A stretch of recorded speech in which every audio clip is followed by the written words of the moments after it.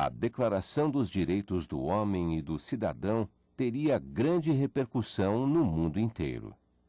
Este documento é um manifesto contra a sociedade hierárquica de privilégios nobres, mas não um manifesto a favor de uma sociedade democrática e igualitária.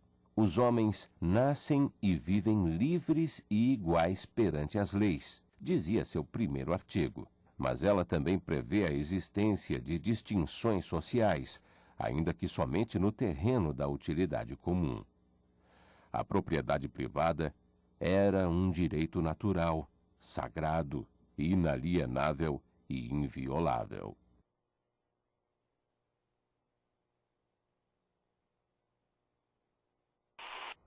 Uma outra característica da primeira fase da Revolução Francesa ocorreu no ano de 1790, a chamada Constituição Civil do Clero. Constituição esta que tem duas características básicas. A primeira é transformar a Igreja num órgão submisso ao Estado francês. E a segunda característica era simplesmente confiscar os bens da Igreja. A Igreja não aceita. A Igreja divide em dois cleros. Um clero juramentado, que aceita, e um clero refratário, que não aceita a Constituição Civil do Clero. Outra característica é a Constituição de 1791. Não faça confusão. A Constituição Civil do Clero foi em 1790. A Constituição da França em 1791. Temos algumas características que destaca esta Constituição. O voto censitário, ou seja, quem é cidadão, quem não é, quem pode votar, quem não pode. Poderia ser por renda. A monarquia constitucional, onde o rei vai ser limitado por uma Constituição. Você acredita que Luís XVI, rei absolutista, aceitaria ser mandado por uma Constituição? Creio que não, né? Bom, temos também o surgimento de dois grandes grupos políticos aí no processo revolucionário francês. Lembrando, são dois grupos políticos da burguesia.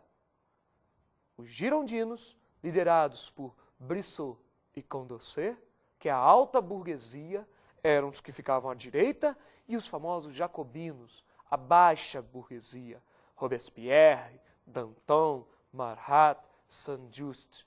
A baixa, pequena burguesia, os que ficavam à esquerda. São algumas características da Constituição de 1791. Só que, como eu tinha falado, o rei Luís XVI não vai aceitar essa Constituição e decide fugir em direção à região da Vendéia. Essa região era um foco contra a Revolução Francesa. E o rei foge, na calada da noite, numa noite sem lua nova. Porém, um desavisado indigente que passava viu o rei fugindo em sua carruagem e avisou. Sabe como é que é, né? Fofoca vai de ouvido a ouvido.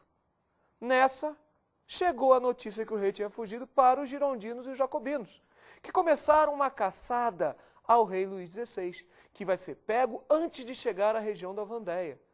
Na região, melhor dizendo, na cidade de Varennes, a famosa Noite de Varennes, que vai ser a prisão do rei Luís XVI, e ele vai ser levado de volta para Paris. Lá depois vai ser julgado e executado, mas isso é coisa da segunda fase.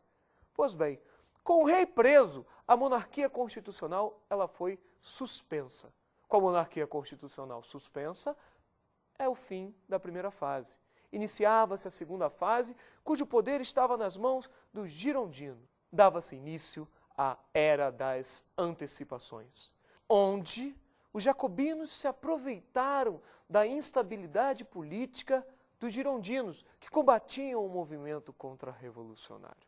Aproveitando-se dessa situação, os jacobinos aplicaram um golpe e subiram ao poder, dando início ao que nós chamamos de Era do Terror, a fase mais radical do processo revolucionário francês, onde estima-se, segundo alguns historiadores, a morte em menos de 2 anos, no espaço de tempo de 2 anos, a morte de mais de 14 mil pessoas guilhotinadas.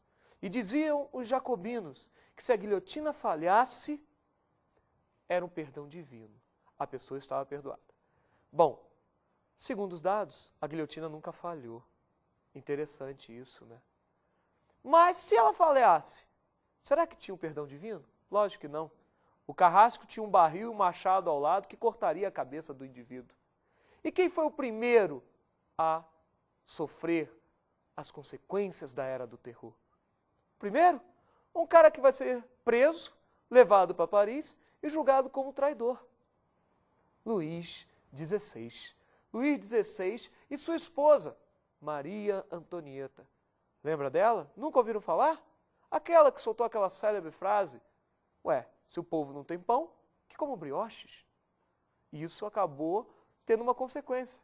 Ela perde a cabeça. É guilhotinada. Como vários outros dentro desse processo revolucionário francês.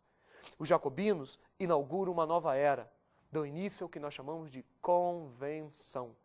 Em substituição à Assembleia Nacional que existia na primeira fase. Essa convenção é até uma das características da nova Constituição da República agora francesa. É o que nós vamos chamar de Constituição do ano 1. Mas por que ano 1? Não era 1793? 1792 antes? 1794? Por que ano 1? Porque os franceses decidiram começar uma nova era. Como assim? A história da França começa agora, no ano de 1793, quando os jacobinos subiram ao poder. Ano 1, ano 2, ano 3. Mudaram os meses também. Em vez de chamar janeiro, fevereiro, em relação ao calendário agrícola, eles botam brumário, termidor, floreal, germinal. Interessante essa mudança, né? Só para confundir a nossa cabeça, praticamente. Bom, dentro da Constituição do ano 1, nós temos algumas características. E vale um destaque. Cuidado para não confundir a Constituição, ou melhor dizendo, as características da Constituição de 1791 com as características da Constituição do ano 1, que é de 1793. Vamos lá? A do ano 1. Característica: sufrágio universal. Todos, com exceção de mulheres, podiam votar. Lembra como era na Constituição de 1791? Voto censitário. Outra característica do ano 1, implantação de um regime republicano. Primeira República Francesa, da de 1791, monarquia constitucional. A do ano 1, outra característica, são 3 grupos políticos agora. Além dos girondinos e jacobinos que já existiam, surge um centro, uma meia, um meio termo, onde você tinha líder o Abade Sieyès. Este que vai buscar aliança com Napoleão para fazer o quê? O processo que vai culminar na subida de Napoleão ao poder. Assunto esse que é visto a posteriori, em outra aula.